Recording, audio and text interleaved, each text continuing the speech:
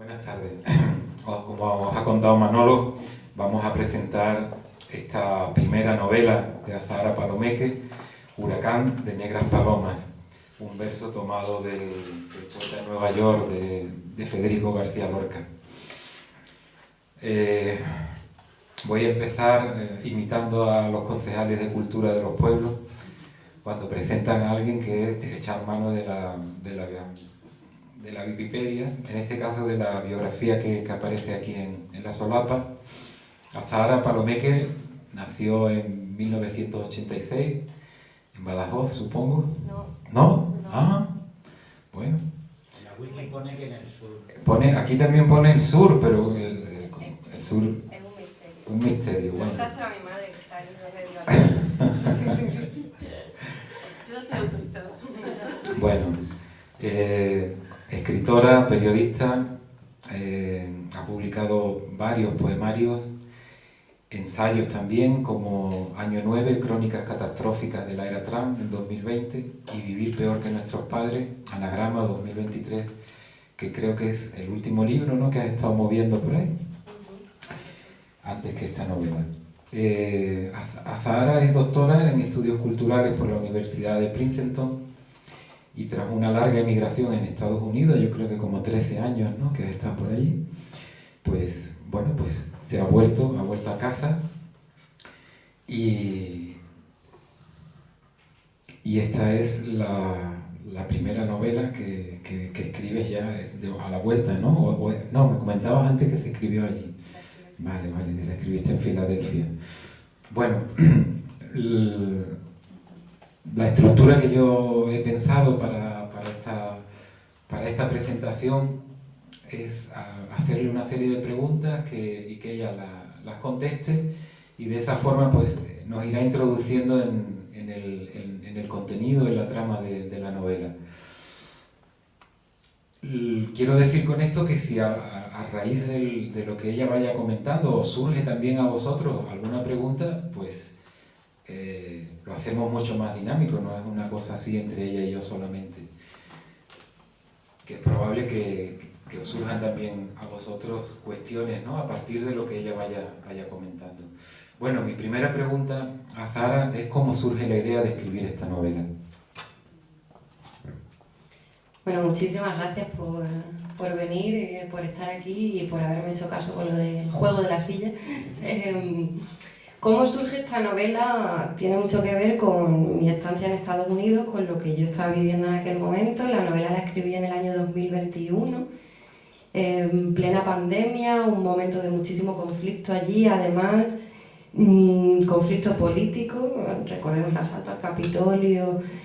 Y en medio de todo eso que yo estaba contando como periodista, estaba escribiendo crónicas, al mismo tiempo me apetecía explorar la posibilidad de contar cómo ese tipo de sociedad o de sistema afecta a la psicología de las personas, cómo se cuela dentro de una casa, dentro del núcleo familiar, cómo hace que se alteren los comportamientos, y cómo afecta a los afectos, valga la redundancia.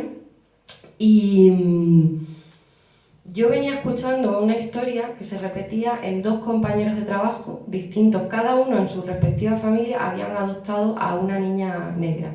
Ellos eran blancos, los cuatro, estoy hablando de dos matrimonios, y sendas niñas negras, ¿no? Una adopción y otra adopción.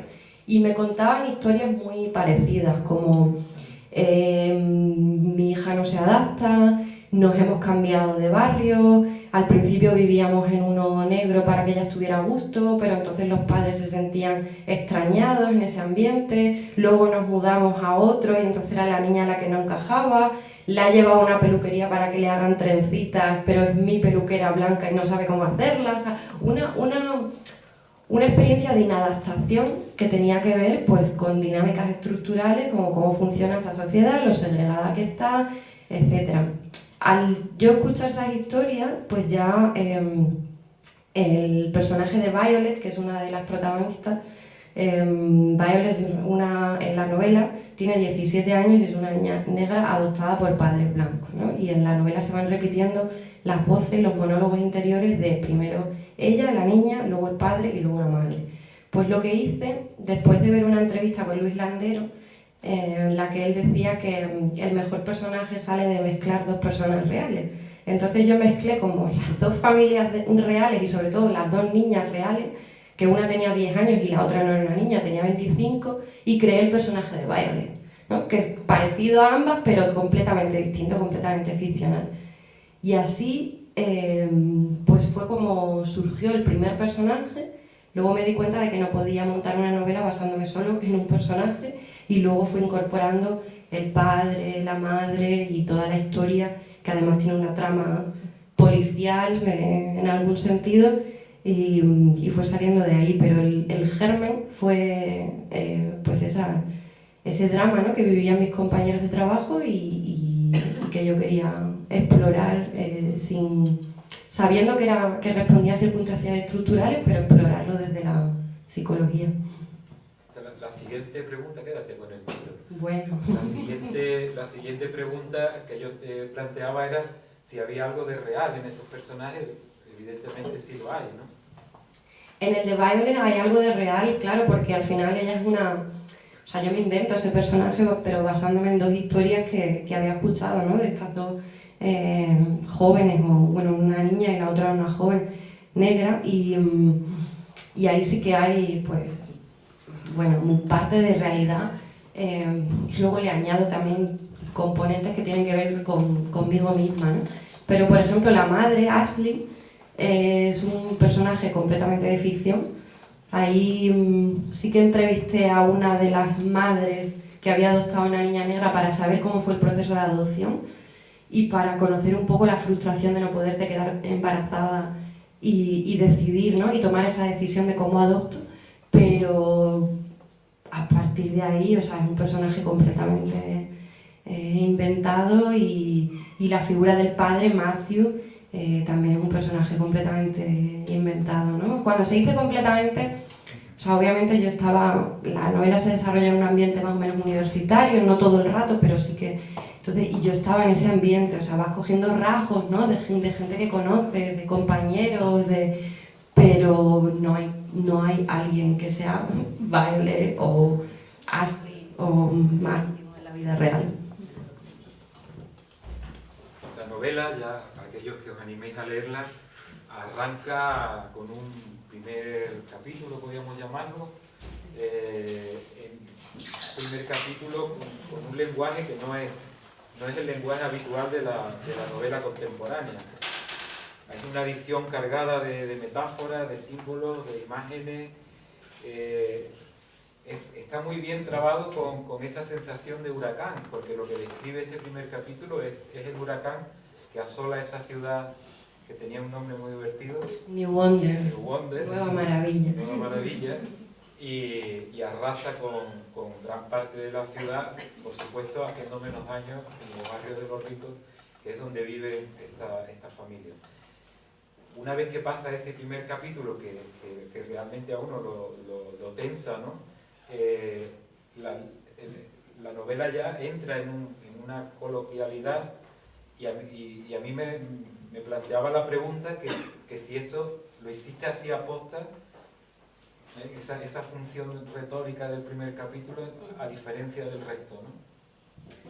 En el primer capítulo yo creo que es completamente vanguardista, ¿no? Que hay eso, como un lenguaje muy barroco, un lenguaje muy elaborado, un lenguaje que te sacude, que te extenúa, y precisamente es la descripción del huracán, ¿no? La novela empieza con un huracán que asola esta ciudad que se llama New Wonder, y Violet, que es la que describe ese huracán, se da cuenta de que el barrio donde vive ella no ha sido anegado completamente, o sea, en su casa ha sufrido desperfectos y tal, pero hay otros barrios que están completamente destrozados, ¿no? O que directamente han desaparecido, se los ha llevado el agua.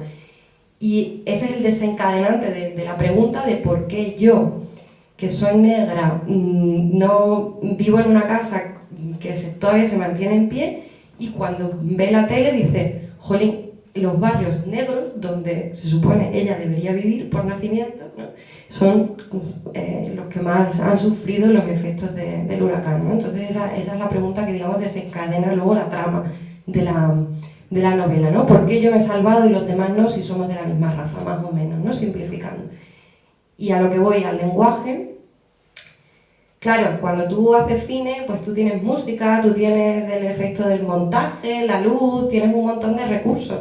Cuando tú haces literatura, esos recursos tienen que ser lingüísticos. Entonces, lo que yo quería era jugar con la sensorialidad del huracán y que realmente te mojasen las palabras, te sacudiesen, ¿no? Que tú sintieses eso, y creo que lo he conseguido, porque me lo ha dicho más gente, ¿no? Que realmente ese primer capítulo es como una catástrofe natural, ¿no? Un fenómeno meteorológico en sí mismo.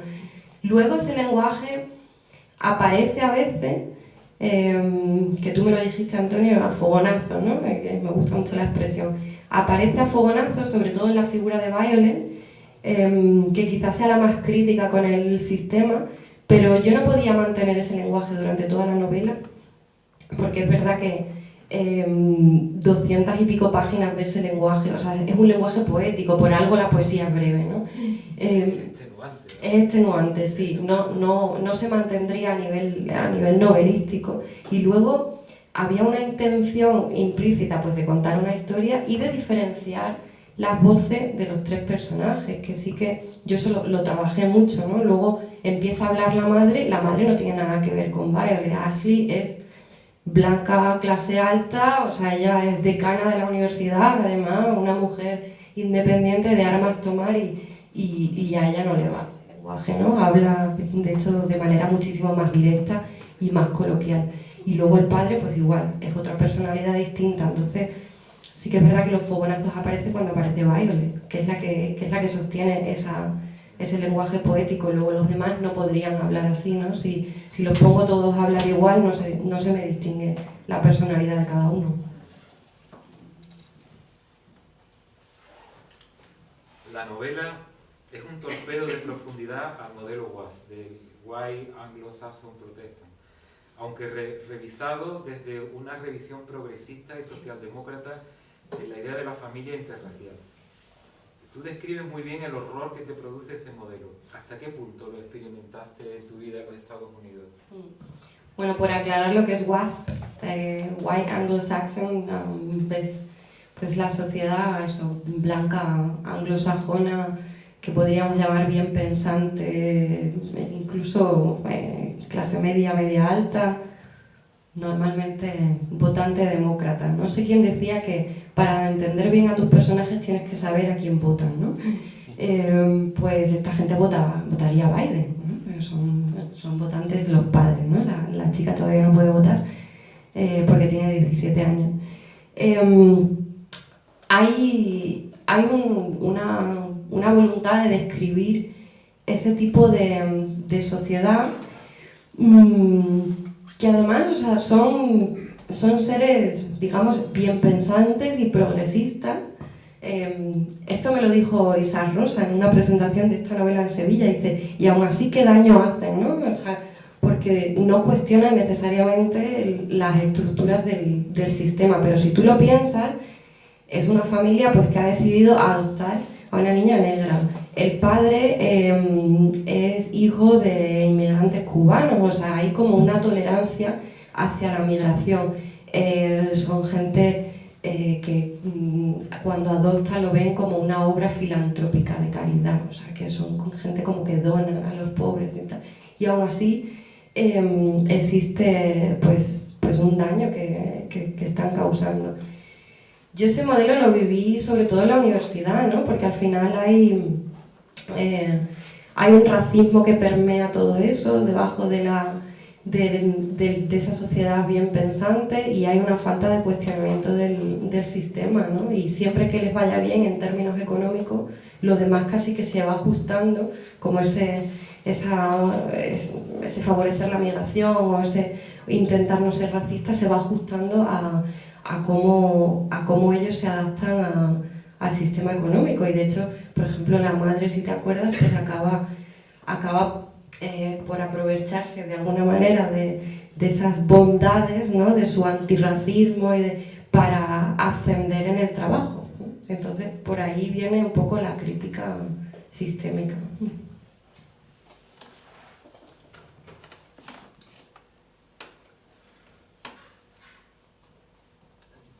una reflexión. La línea que separa el mundo ideal de estos Watts del abismo social en el que flota como una burbuja es de una finura tal que yo no fui consciente hasta que no leí tu novela. Háblanos de esa burbuja y de todo lo que la amenaza.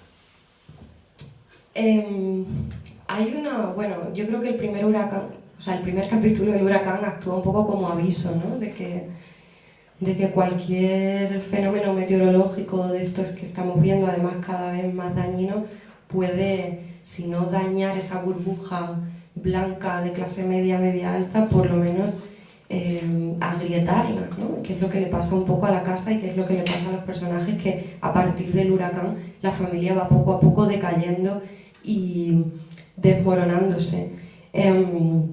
Pero hay muchas grietas aparte del cambio climático o los efectos del cambio climático, y yo de eso me he dado cuenta después. Por ejemplo, si te acuerdas, Antonio, hay un momento en el que el padre empieza a dudar de su propia situación económica, como la familia se va desmoronando. Bueno, no quiero contar mucho de la novela, hacer mucho spoiler, pero al final cuando parece que se van a separar y dice, pues es que estoy en el seguro médico de mi mujer, ahora me voy a quedar sin seguro médico. O sea, hay una reflexión de quién va a pagar los daños de la casa que ha causado el huracán, el seguro no va a cubrir esto. Y es verdad que no cargo mucho las tintas con el dinero, pero era algo que tenía que mencionar, ¿no? No puede haber un huracán en una familia que no sea multimillonaria, que esta gente no lo son clase media alta pero no multimillonaria, sin que se mencione el dinero, porque además Estados Unidos es una sociedad donde el dinero está siempre presente, o bien las ansias de ganarlo, o bien por las deudas. Y de hecho el sistema de crédito bancario funciona de la siguiente manera: cada persona tenemos una puntuación que le llaman del crédito bancario. Entonces, para que te suban los puntos, que son como puntos de ciudadanía, lo que tú tienes que hacer es endeudarte y luego pagar las deudas.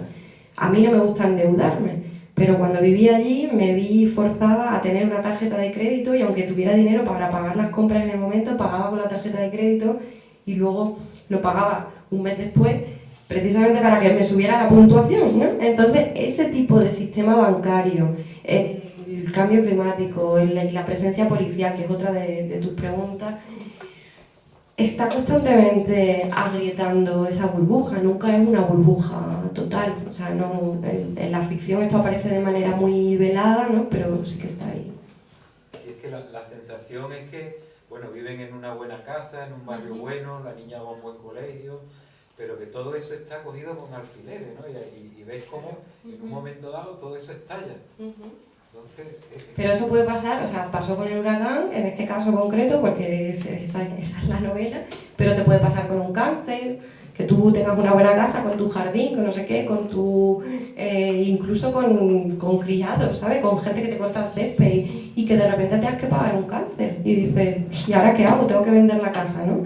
Entonces, ese riesgo siempre está ahí, y aquí está cogido con pinzas porque en realidad, a ver, conozco bien cómo funciona Estados Unidos, ¿no? Es una situación bastante común que esté cogida con pinzas ese bienestar y esa riqueza. de hecho, el marido, que se llama Matthew, en algún momento se plantea, dice, bueno, ¿no estaríamos mejor en Cuba, no? Bueno, el marido, claro, ese es mi sentido del humor en la novela, ¿no? Que tiene partes humorísticas, pero claro, él es hijo de inmigrantes cubanos y a su vez su abuelo era gallego. Entonces, que es una historia además migratoria que se ha repetido muchas veces. Y él sí dice, uy, si nos vamos a Cuba, alguien habrá... No, se llama Blanco Sorenson, él se llama Blanco, que es un apellido bastante común en Cuba, y la mujer se llama Sorenson, que es el apellido anglo-saxon, guay, anglo-saxon. Y dice, bueno, allí, ¿no? Como somos todos hermanos, yo me voy a ir, que obviamente no tiene ni puñetera idea de Cuba, ¿no? Pero él lo dice, sí me voy a Cuba, y luego dice, bueno, o si no, me podré sacar el pasaporte español gracias a mi abuelo gallego y me voy al Mediterráneo de Galicia, o sea que tampoco tiene ni idea de geografía, pero sí, hay como una reflexión de qué otros sitios mejores hay, ¿no? Una pregunta de a dónde me voy. Una búsqueda de protección, ¿no? Claro. ¿Dónde me pueden proteger, ¿no? Un estado que me proteja, porque este desde luego como Estado protector no funciona. Es que no existe el Estado protector, o sea, si tú te quedas en paro no hay un subsidio por desempleo, entonces no hay, si tienes facturas médicas a ver cómo las vas a pagar, si te expulsa tu mujer del seguro médico pero no tienes trabajo, entonces ¿quién te lo va a dar? Bueno, uno independiente, pero te va a costar mucho más caro, entonces claro, al no haber ningún tipo de estado del bienestar, él comienza a fantasear con la idea de ¿a qué país me voy? ¿Qué hago con mi vida? ¿No? Y antes del huracán, pues no se hacía ese tipo de preguntas. ¿La familia Blanco Sorensen está aquí en España ya o no? Todavía estamos lejos de... Yo creo que está, pero en las series. No creo que esté tal cual, ¿no? Quizá, bueno, cada vez se va a ver más y se irá viendo más, no quiero decir mestizaje, familias interraciales mezcladas, cada vez hay más migración, o sea, ese tipo de familias pueden ser comunes en España en algún momento, creo que todavía estamos lejos de la que yo propongo ahí, pero sí que hay una cercanía, digamos, cultural en cuanto a lo que tiene que ver con cómo se ha colado en la sociedad española la cuestión de la identity politics, ¿no? De las políticas identitarias, de lo woke que le dicen, ¿no? De incluso las divisiones entre la izquierda por causa de políticas identitarias. Y eso sí que yo creo que viene de Estados Unidos. O sea, si pensamos, por ejemplo, en la división que hay dentro del feminismo, ¿no? O sea, eso sí que viene directamente de Estados Unidos y se ha traducido a veces mejor y a veces peor, y la identidad ahora es muy importante en comparación con lo que era hace unos años, y en el fondo la novela está tratando el encuentro imposible entre identidades negras, blancas, migratorias, que no llegan nunca a encontrarse, lo cual es horrible porque se trata de la misma familia, ¿no? Yo sí que creo que ese tema está llegando bastante y los medios lo explotan muchísimo.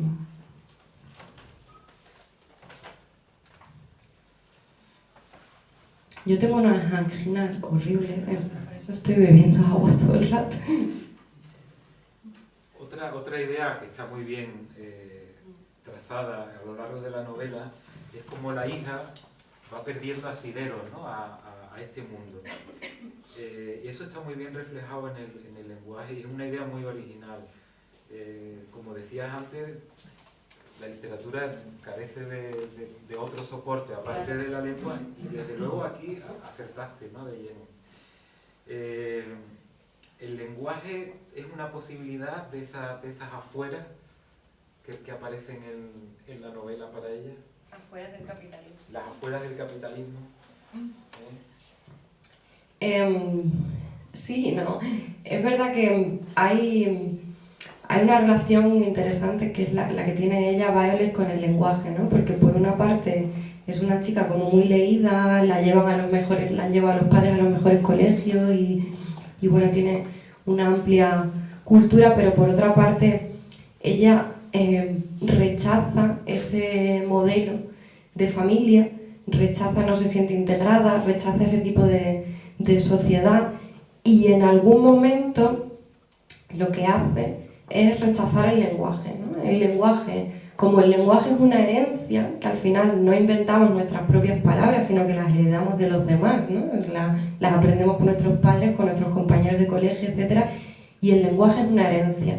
Entonces ella se quiere desprender de esa herencia que identifica con la familia que le hace tanto daño. Entonces, por una parte creo que hay algo de destrucción del lenguaje previo, de voy a cargarme estas palabras que son las que he heredado sin consentimiento, que además no representan lo biológico porque soy adoptada, ¿no? Y por otra parte, en el proceso de destrucción de ese lenguaje, te tienes que inventar otro, que ahí es donde, por donde lo has leído tú, yo creo, ¿no? Porque hay partes, no muchas, pero hay algunas partes donde aparece un lenguaje inventado, que se inventa Violet, porque Violet está intentando encontrarse a sí misma en ese proceso, ¿no? De esa pregunta inicial que os contaba de por qué a mí no me ha afectado el huracán, pero a gente del gueto sí, al final eso la lleva como una especie de viaje iniciático, de recorrido por la ciudad, y en ese proceso hay también una invención de un lenguaje nuevo, ¿no? A ver si puedo existir con este lenguaje. Yo creo que ese sería una de las posibles soluciones, o por lo menos intentarnos a la pregunta de ¿hay afuera del capitalismo o no? Y inconscientemente yo creo que lo he explorado en otros libros también. Por ejemplo, ahora me acuerdo en Vivir peor que nuestros padres, el último capítulo se llama Nuevas palabras, y es algo como coherente en mi obra, ¿no? La búsqueda de otros lenguajes, contarnos de otra manera, para también contradecir los discursos hegemónicos que nos están contando desde otros sitios. Y sí, se podría decir que Violet hace eso.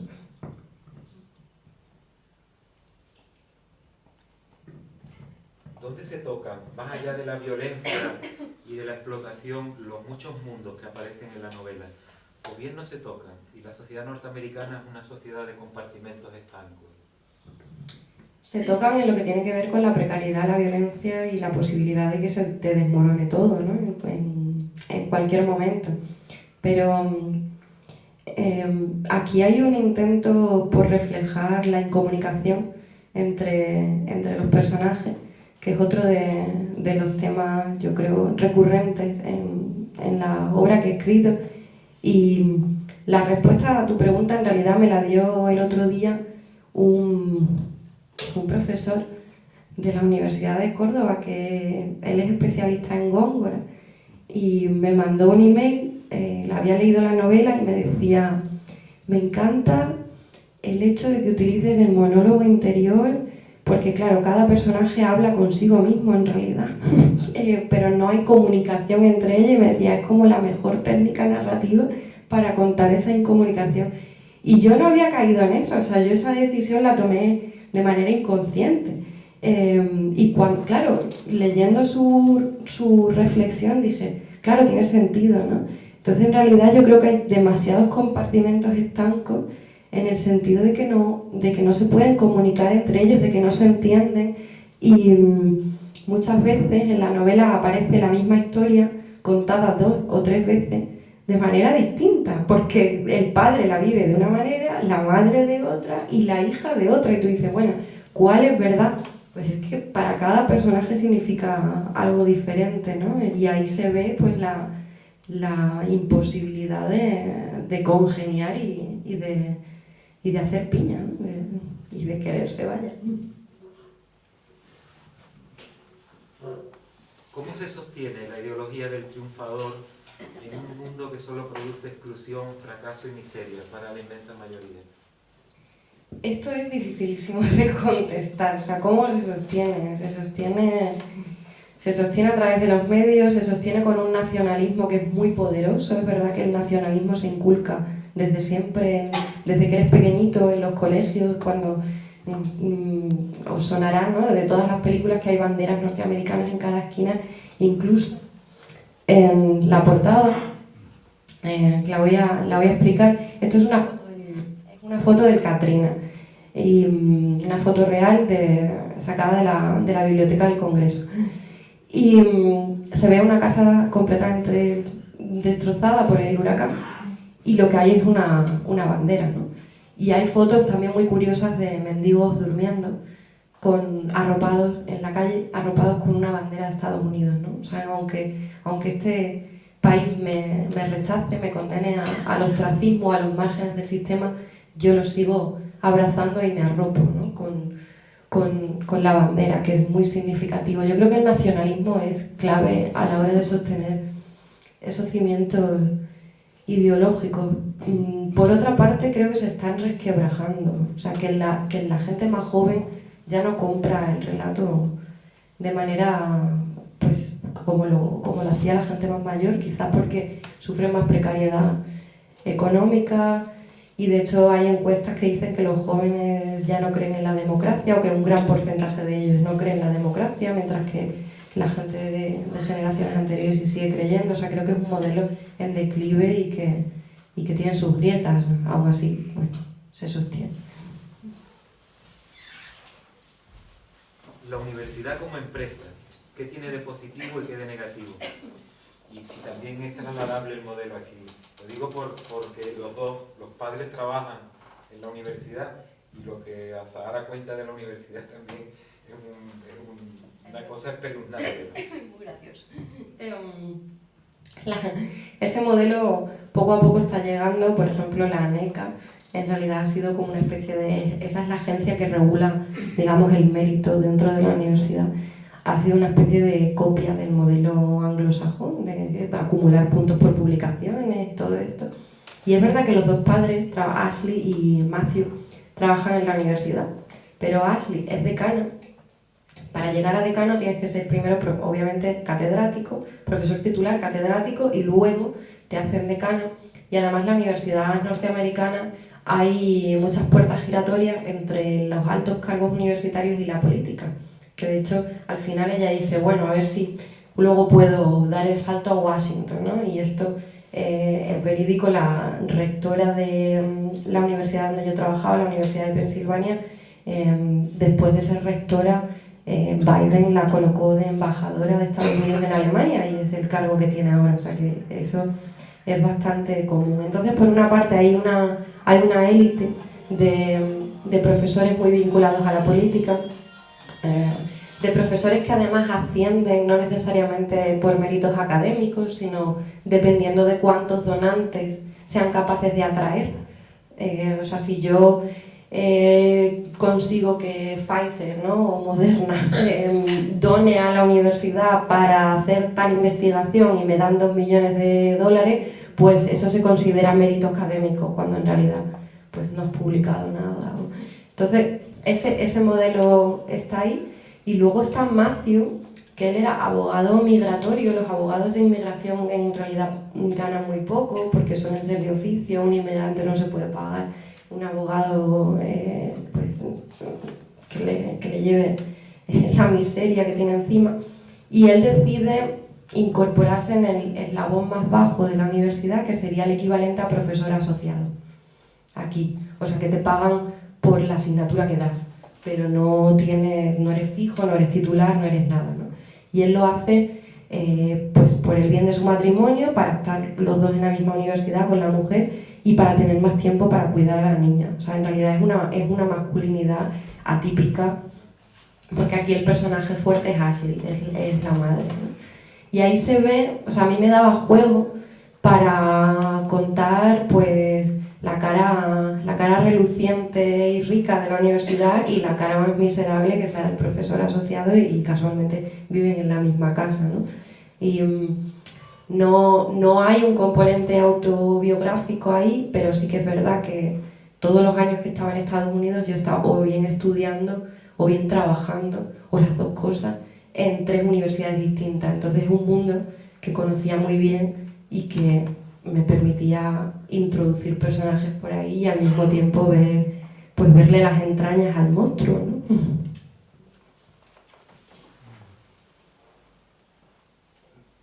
Reflejas en la novela un estado policial. Háblanos de él. ¿Cómo se manifiesta más allá incluso de la misma presencia física de la policía? Porque hay mucha más policía aparte del policía en la novela. Sí, hay un policía que es muy gracioso. La presencia policial tenía que estar ahí, ¿no? Porque es algo como que se te mete en la sangre, en las venas, ¿no? Tú siempre estás alerta a que pueda ocurrir algo, a que pueda ocurrir un tiroteo, a que pueda haber... Bueno, el otro día salió, no sé si la habéis visto, ¿no? Le han pegado un tiro a alguien en el metro de Nueva York, o sea, hubo una pelea dentro del metro y le han volado la cabeza, o sea, eso puede pasar en cualquier momento, ¿no?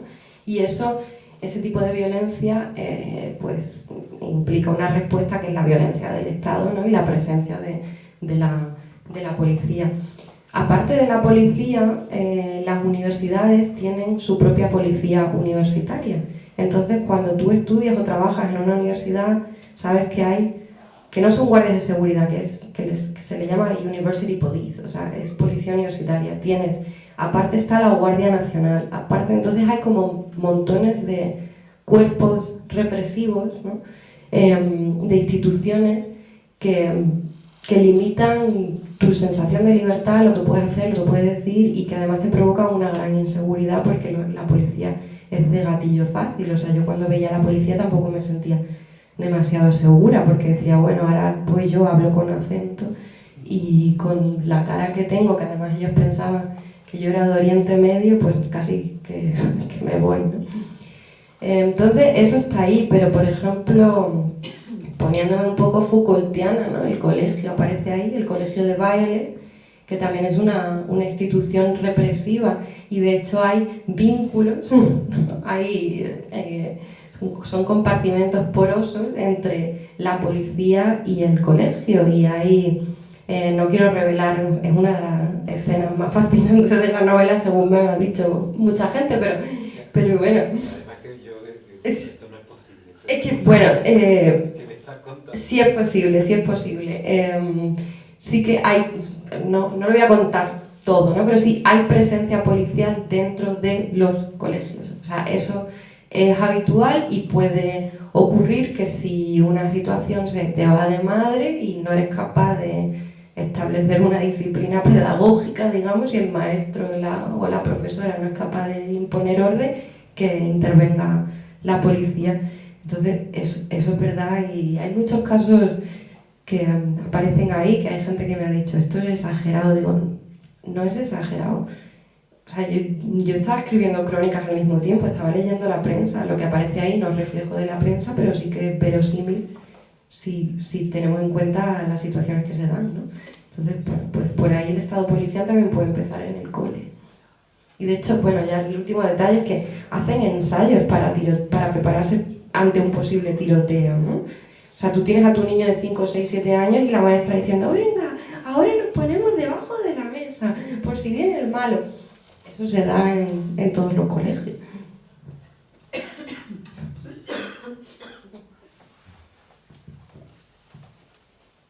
¿Cómo se relaciona ese estado policial con la solidez del gueto? Donde parece que aquí no hay policía, o bien es solo un estado policial para los que aún creen en la policía y en el Estado. Yo eso no me había dado cuenta. Es verdad que hay una parte que transcurre en el gueto y es verdad que ahí no hay policía.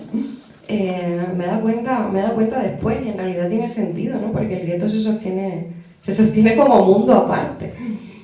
Claro, con sus propias reglas, donde predomina pues el capo más chungo, ¿sabes? El narcotraficante, la policía no necesariamente entra, a no ser que sea una operación especial donde entres con los cuerpos de estos antiterroristas y tal, con el ejército, pero no intervienen en esas dinámicas.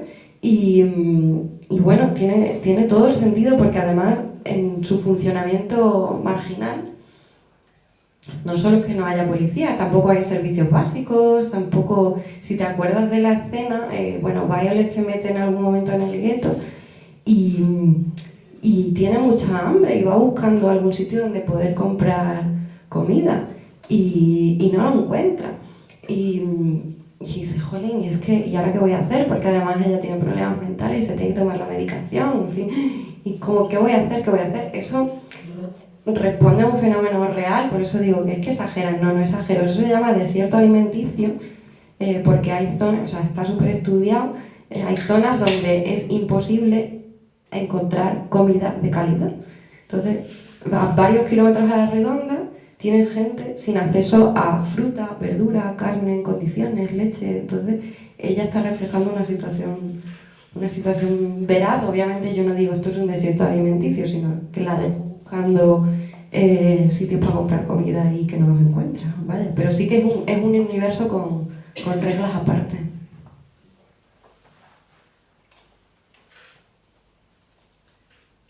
Creer en el sistema, en ese sistema, es la garantía para triunfar en él. Esa parece ser una de las moralejas de la novela. Lo dejo ahí. Bueno, Ashley es que es una vencedora, ¿no? Ashley, la madre, es la que sale aquí reforzada, ¿no? También es la única que cree en... Es la única que cree en el sistema. Bueno, sí, el padre crea medias, o sea, el padre viene de Cuba y en algún momento consigue un trabajo, el hermano del padre trabaja en Silicon Valley, no sé si te acuerdas. Entonces, bueno, como que... Sí, al hermano no le ha ido mal, que es un personaje como muy secundario, ni siquiera habla, pero aparece por ahí como referencia. El padre más o menos cree, no tanto, pero... Hay un dicho en inglés que es fake it until you make it, que es como fíngelo hasta que lo consigas. O sea, igual te estás muriendo de pena, pero no dejes de poner la foto sonriente en Instagram y decir que he vendido 100.000 copias de la novela, porque alguien se lo creerá y a lo mejor un día se hace realidad, ¿no? Entonces, sí que hay una, pues una voluntad colectiva de creer en el sistema, porque cuando crees en el sistema, quizá el sistema te premia. Ahora, si no crees, es cuando no te premia, ¿sabes? O sea, creer no te lleva necesariamente al éxito, pero si no crees, te vas a caer por las grietas, ¿no? Que es otra expresión en inglés, te van a condenar al más absoluto fracaso. Entonces, la creencia es importante. Además, bueno, la creencia es ideología, obviamente. Al final es cómo se manifiesta la ideología.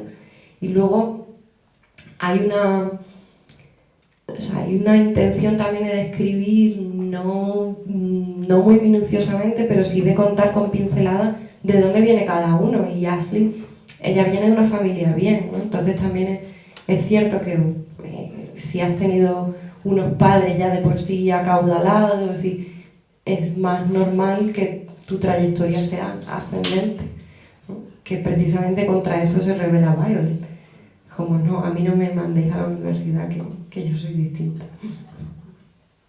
Y por último, la sensación que da Estados Unidos desde el punto de vista ya de los sujetos es una sociedad medicamentalizada, por abajo con drogas y por arriba los personajes que se mueven en tu novela a través de psicólogos, pastillas, terapias. O sea, parece que es una sociedad invivible, insoportable, si no es a base de drogas por abajo, medicinas por arriba. Bueno, España también es una de las sociedades más medicalizadas de Europa. O sea, que la venta de ansiolíticos aquí está por las nubes, por ejemplo. Yo creo que vamos a ese modelo, ¿no? De alguna manera anestesiar al personal para que pueda sobrevivir tantísimo malestar. Sí que es verdad que ahí se ven como las varias capas, ¿no? La novela es un palimpsesto desde abajo, desde el gueto, que sí que se sugiere lo que llaman la epidemia de los opiáceos, ¿no? El problema del fentanilo, la heroína, todo eso está más o menos ahí. No se cuenta explícitamente, pero Violet en algún momento dice qué le pasa a esta gente, que parece que se cae, que no se cae, y lo llama los hombres garfio, ¿no? Porque están así como que parecen un garfio que se van a caer inclinados para adelante. Esa es la postura típica del adicto al fentanilo. Luego ella tiene su medicación porque tiene problemas mentales también, y luego la madre tiene un terapeuta que no se medica, pero sí que el terapeuta le hace como de consejero moral, y la ayuda en su propósito a seguir ascendiendo en la escala social. Eso es bastante común. Yo cuando estaba escribiendo la novela estaba en terapia y estuve 2 años en terapia y coincidió con la escritura de la novela. Y uno de, quizás lo más autobiográfico que se pueda ver ahí, quizás sea los sueños de Violet. Hay un momento en que el psiquiatra le dice a Violet que tiene que contar los sueños, escribirlos, que no se le olviden, y que con ese material van a trabajar, ¿no? en la terapia. Y eso fue un ejercicio que me recomendó a mí el psicólogo, ¿no? De escribe y luego trabajamos con ese material. O sea que yo también estaba en ese proceso, ¿no? O sea, que como parte de la sociedad, no te creas que estaba mirándolo desde fuera, lo estaba mirando también desde dentro.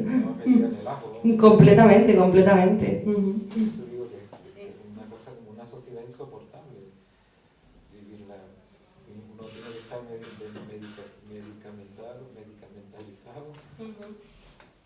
O bueno, por abajo también los bares aparecen en el gueto. Ellos se hacen fiestas familiares, domésticas y tal, también es otro nivel, ¿no? Sí, es verdad que no hay bares, digamos, donde se relacionen las familias, ¿no? Las familias de ese barrio en concreto se relacionan en fiestas en casa, donde pueden pues exhibir, ¿no? La decoración de sus casas, y a eso se le llama entertaining, ¿no? Entretener a los demás, que es un término muy significativo. Y los bares son para la gente chunga, o sea, el bar solo aparece en el gueto. Sí, pero era un poco así. A mí se me ha acabado ya el papel, así que Sí, sí, hay preguntas por ahí. otro relevo. Y además, aquí a mí me duele la garganta mogollón. O sea, que habla vosotros.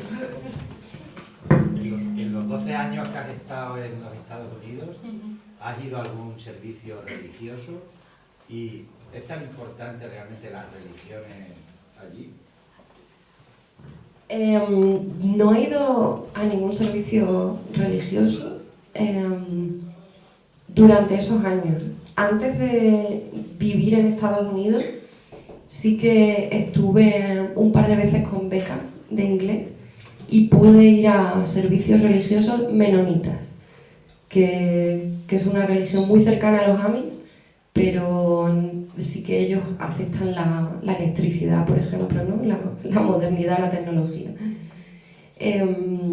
La religión es muy importante como sostén ideológico, pero también es fundamental para que no te vengas abajo. De hecho, creo que estadísticamente Estados Unidos es uno de los países ricos o desarrollados, entre comillas, donde la gente más asiste a misa. Precisamente yo lo interpreto como si no hay otro sostén, si no tienes un estado del bienestar, tampoco la familia es que sea una red o un salvavidas, porque es verdad que a veces están desestructuradas, viven muy lejos unos del otro y no hay el modelo de familia tan apegada que tenemos aquí todavía, pues la religión se convierte en el clavo ardiendo al que te agarras. También como un lugar de promoción social, ¿no? Un lugar de promoción social, un lugar de blanqueamiento de la conciencia, pero también puede ser un lugar para crear comunidad, hacer actividades juntos, para que los niños no estén en la calle, donde hay mucha violencia. Entonces, bueno, una excursión con la iglesia siempre será mejor que estén en la calle y vean pues, lo que le pasa a Violet, ¿no? Entonces, yo con ese tipo de organizaciones tengo sentimientos encontrados, porque por una parte me parece que hay pues, el componente ideológico tal de adoctrinamiento, pero por otra parte creo que hacen una labor social que no la están haciendo las instituciones, ¿no? Entonces ellos llenan ese hueco.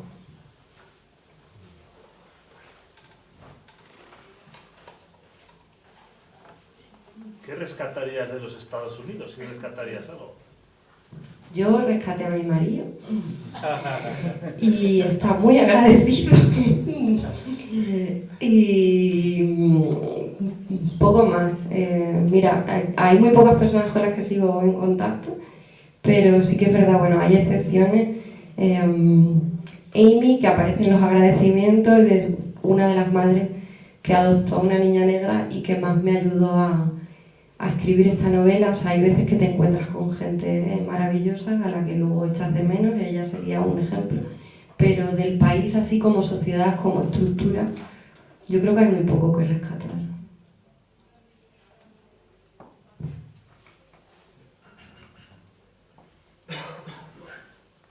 ¿Alguna otra pregunta? Yo quería preguntar, ¿cuál es tu opinión sobre Trump ahora que se está postulando otra vez?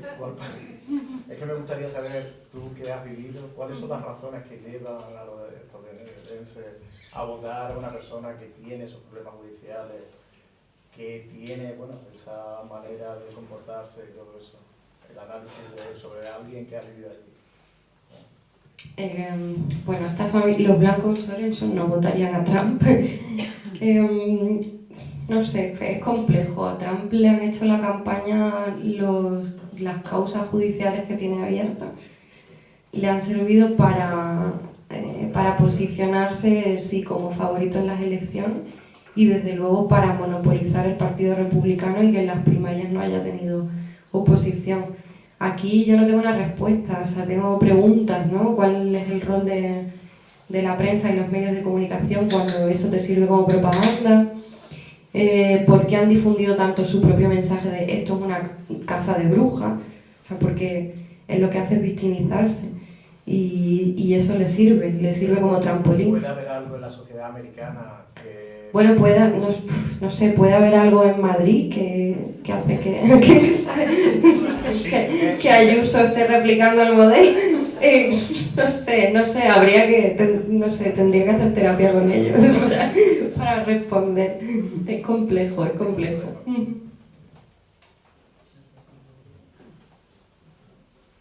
Más preguntas. Bien, a mí me sorprendió, escuché a Franco Berardi y Bifo, ¿no?, hablar de Estados Unidos antes de la movida esta del Capitolio, decir que había una guerra civil latente en los Estados Unidos. Me sorprendió cuando a los 6 meses, coño, se dio ahí esa situación muy llamativa, ¿no? Y además él utilizaba el dato del número de armas que se habían vendido en el último periodo, que era brutal, ¿no?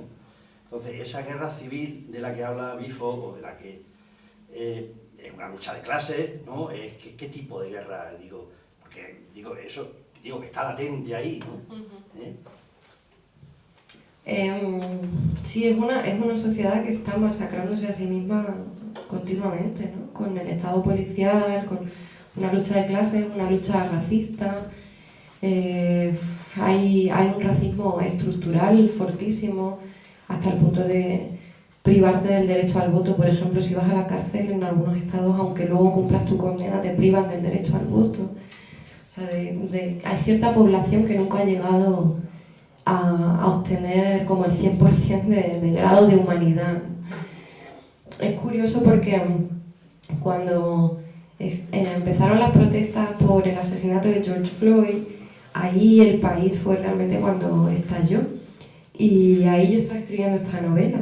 Y si te acuerdas, Antonio, hay como cierta presencia del Black Lives Matter que no aparece como...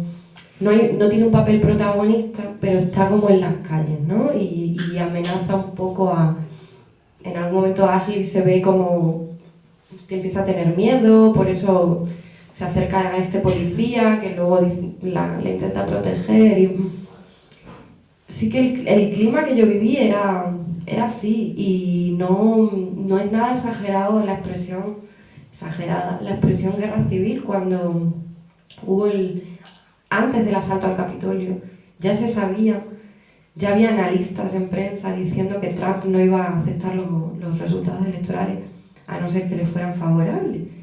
Y creo que fue Paul Krugman, que es premio Nobel de Economía, el que publicó una columna en el New York Times hablando ya de posible guerra civil, ¿no? O sea que eso era como Vox Populi, que todo el mundo sabíamos que estábamos en una situación pues increíblemente tensa, donde la cuerda pues se podía romper en cualquier dirección. Y yo no creo que haya mejorado mucho desde que yo me fui. De hecho, se ha incrementado la venta de armas, la violencia callejera ha aumentado, etc. Pero sí, es algo, también te digo, normalizado, porque si no te quieres volver loco, tienes que vivir con eso. Entonces, de alguna manera, nunca te acabas de acostumbrar del todo, pero lo tienes que incorporar a tu cotidianidad para que no acabe contigo. Y hablando de medicarse, ¿no? O sea, otra de las razones.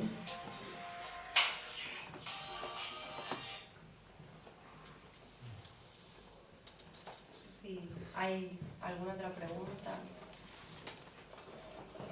Si no, yo me voy a quedar un rato, me voy a tomar una cerveza. Podéis comprar la novela, que están ahí atrás mis editores, que han venido hace un rato. Y nada, y también os la puedo firmar. Así que muchísimas gracias por venir. Un placer siempre estar aquí en la enredadera, y gracias a Antonio, que se lo ha currado muchísimo y yo no le he pagado. O sea que, gracias. Aunque no me inviten ahí a Estados Unidos. No, te invito a Córdoba.